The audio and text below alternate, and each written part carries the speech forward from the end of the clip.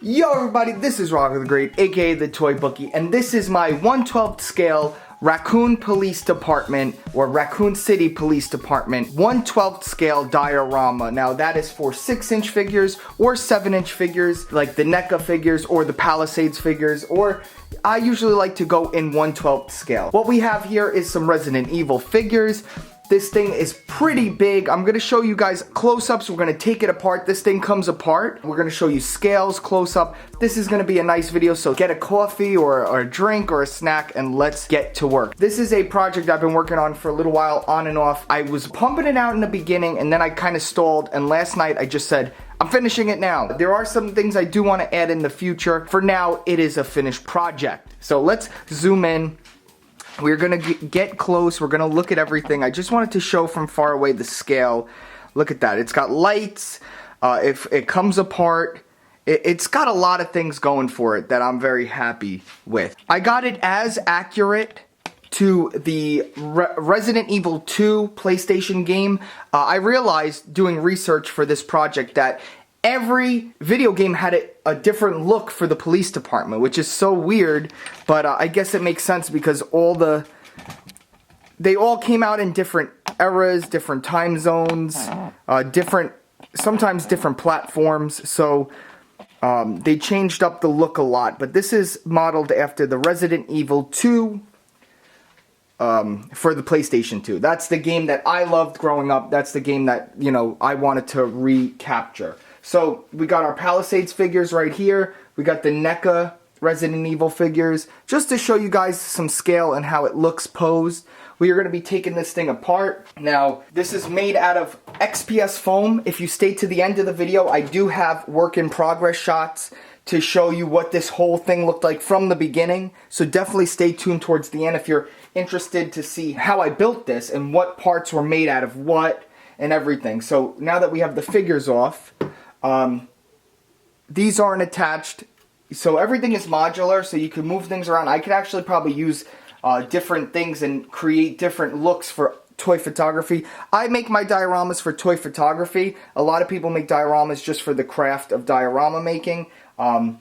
So it's whatever, but you know, you like to have different possibilities. If you say you want to get a shot over here, you got to move something. So these come off.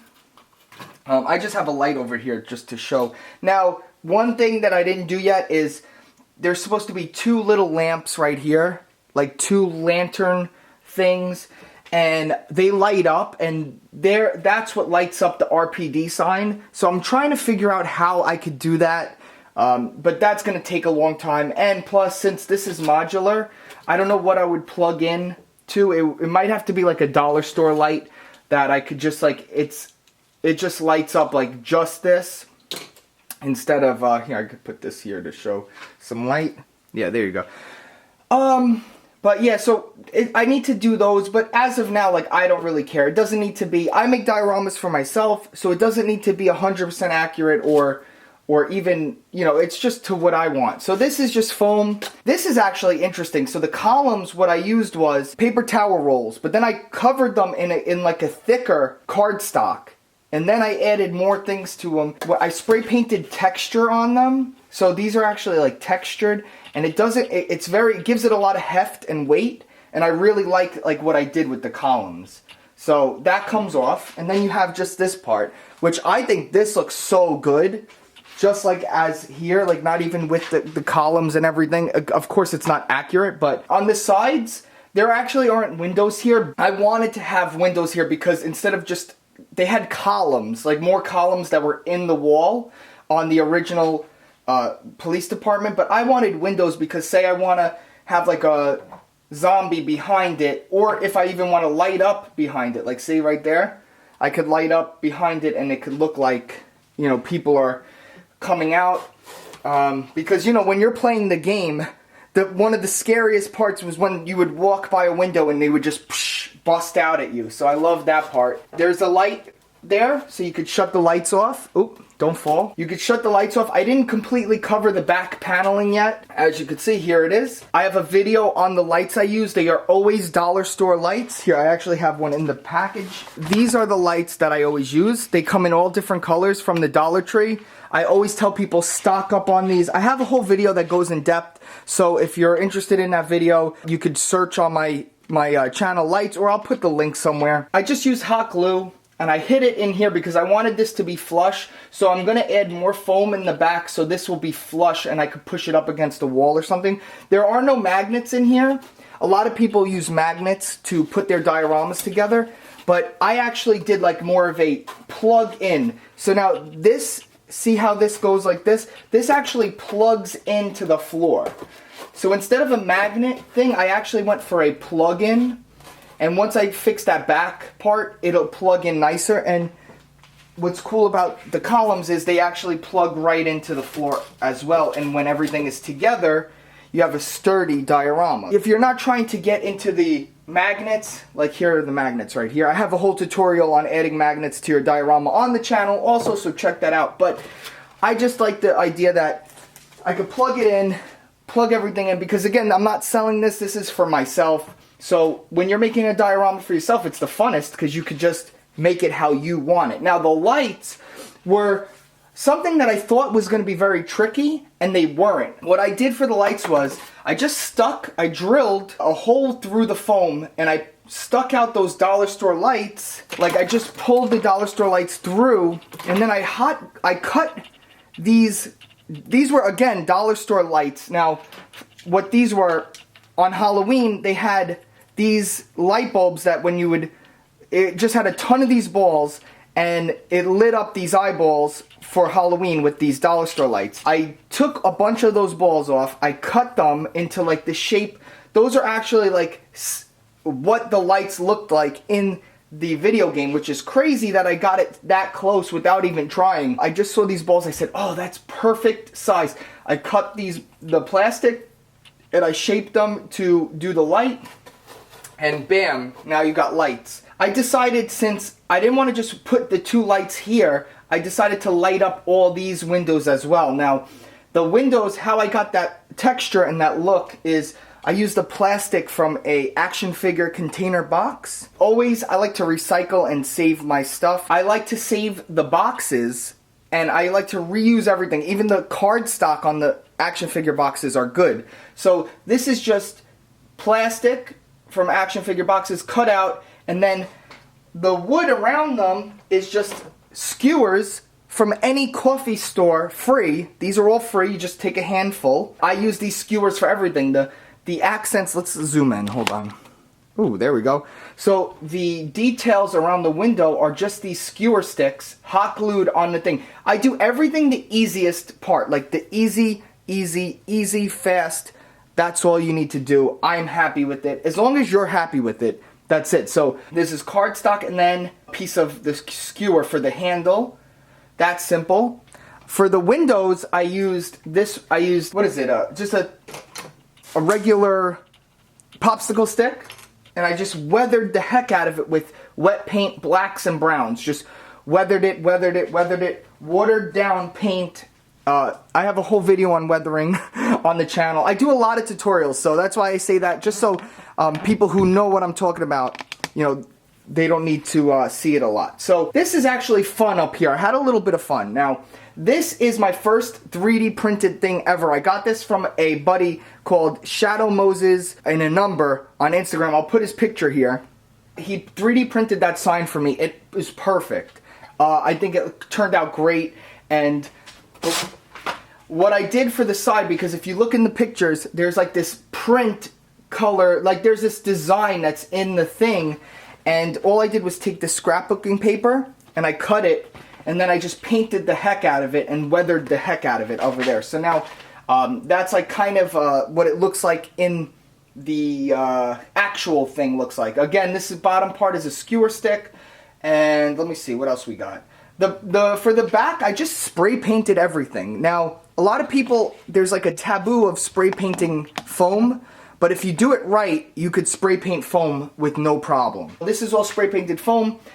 This, I wanted to get a detail in the cement, because if you see the reference picture, there's like some detail. All I did was paint. I just took a pen and I just randomly scribbled a bunch of stuff. Then when you paint over it, it just, you can't even tell, and it looks like it's just engraving in the stone. So again, very cool. Now let's take a look at the floor. The floor, again, I did very simple. Hold on, does it look better without that? Let me see. Yeah, I'll shut this light off. Hold on. The floor is very simple. I just did a pen and I just engraved stones and with the pen, and that's it. You don't have to do crazy carving, crazy detailing. A lot of people put so much effort into things that you really don't need to put effort in. A lot of people don't realize I don't care about the floor. So I didn't do it too detailed, and I think it came out great anyway. No one's looking at the floor. I don't look at the floor, and so I just weathered it a little bit. I did the spray paint, and I did the texture spray paint where it gives like little, like I don't know, dots. I don't know what that textured spray paint is, but I've been using that a lot lately. And again, it just, I think it came out great. This was a fast project. I just took long to do it, to finish it, because I was doing other projects, and again, having a YouTube channel is not, you know, it's not easy. You gotta constantly put content up. Here, look, just show you how quick you can put it together. There you go. And then I'll put Leon up in the middle.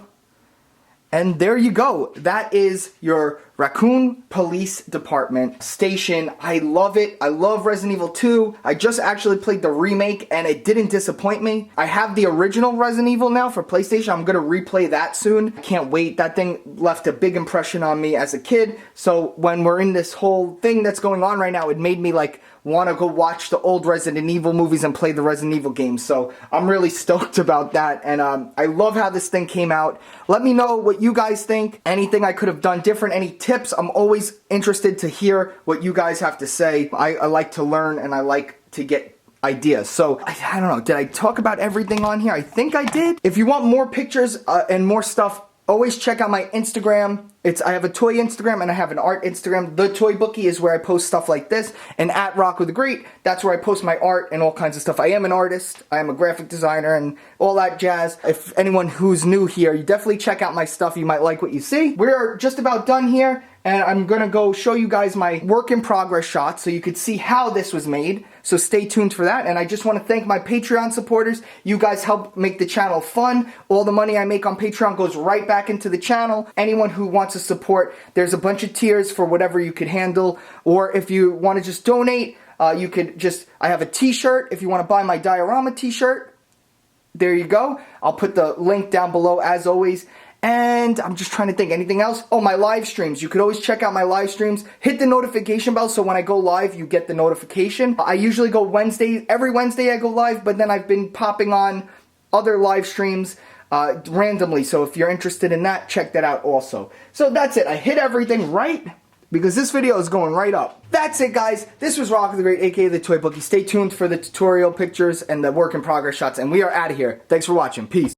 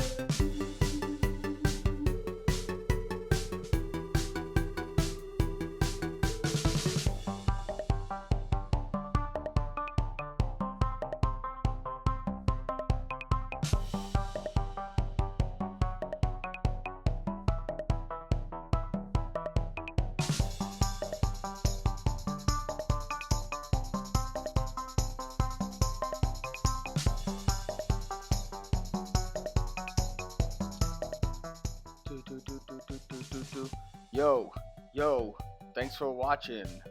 ROCCOTHEGREAT, never stopping. Diorama making, every day. If you are here, you're a friend. Say hey, okay. And we're done.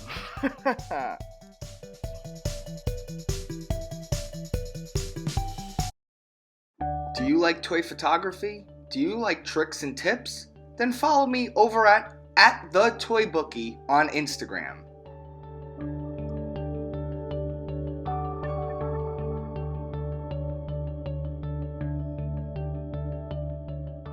Bye.